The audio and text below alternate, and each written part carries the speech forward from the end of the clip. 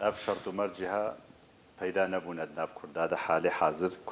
کردستان سووریا جبر پارچەبوونا دناف تەفگەرێدا و جبر پرۆژێ بەرەڤاژی هەف هەنا کوردستانە سووریادا پرۆژە کایە پەیادێ بکار دکێ لەسەر دبن دروشمە ئومە دیموقراتیە و ئوخوەت الشعوب ئاگۆ تشتێکی نەتەوە کورد تێدەتنە و داخوازێ کورد تێدەتنەیە پرۆژەک هەیە ئاتەفگەرە سیاسیش غەیری وێنە تایبەتیژی ئەنجومانە نیشتیمانیا کوردی داوا مافێ کورد و هەبوونا کورد و دەستورێدا و پرۆسا سیاسیدا پێشەڕۆژە سووریادا ئەسبات بکە ئەنۆ شریکێ سووریایە ئەسبات بکە ئەنۆ دەستورێدا خالن هەبن گرێدای بن بە مافێ کورد و دەستنیشان ببێ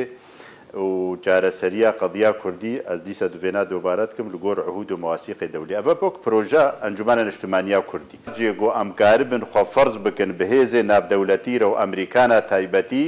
یەکڕێزیان مالا کوردی و هەفبوونە بەقەتاندنە پرۆژێ کوردی دژی هەفتوو هەنێک ڤالەنە تشتێک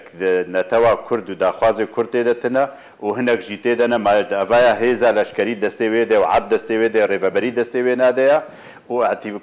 ئەمریکان ژی ئەتیمادێ لەسەر دکێ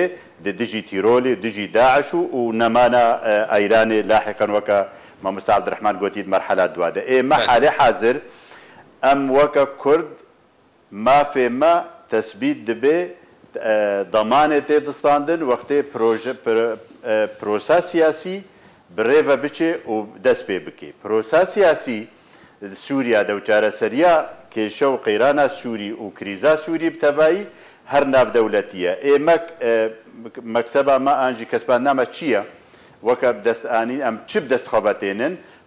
قەضیا کوردی ئەم دبنە سەر مێزە ناودەولەتی درێیا پرۆژە ئەنجومانە نیشتیمانیا کوردی